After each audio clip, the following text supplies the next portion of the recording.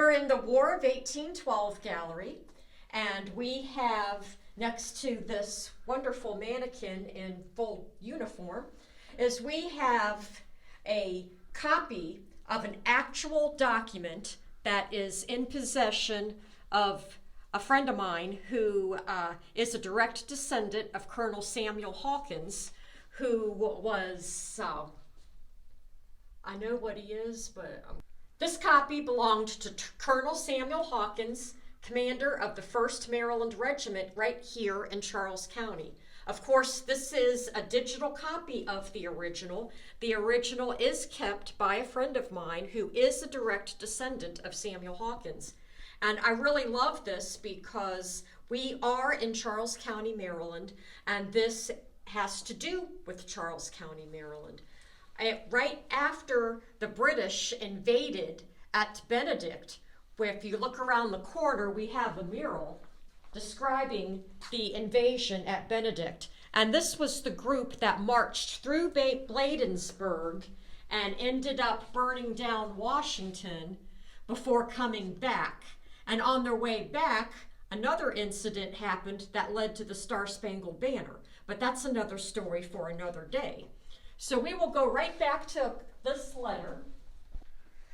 So there was a little backstory of what was happening right here in Charles County at the time. So as that happened, a letter was written, and it was written by the order of the commander being Brigadier General Philip Stewart. He was the commander of the Maryland 5th Brigade here in Southern Maryland. And his aide-de-camp was J.D. Stoddard, and he wrote this letter, and it is dated at 23 August 1814, and it was composed right here, well, not really right here, but in Port Tobacco, which is right down the street. And it states, "The citizens of Charles, the enemy are in possession of the capital of your country. The section which you inhabit is exposed to their ravages and will be visited by all the calamities of war when on the return of the enemy.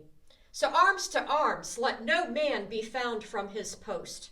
This crisis calls for the energies of the nation, and never shall it be said that the people of Charles were not among the foremost in the ranks. Where national honor and personal security are at stake, rouse my fellow soldiers and gird on the armor of defense. Prove to this presumptuous foe, for who has polluted your soil by his tread, that the blood which flowed in the veins of our revolutionary fathers still circulates in those of their descendants. Hasten on to the camp and share in the glory of chastising the insolence of the invaders of our soil." This is my favorite artifact in the Charles County War of 1812. That is quite a letter he wrote. Yes, it was. Absolutely. We're being invaded. Strap on your arm, gather a posse, come fight them off.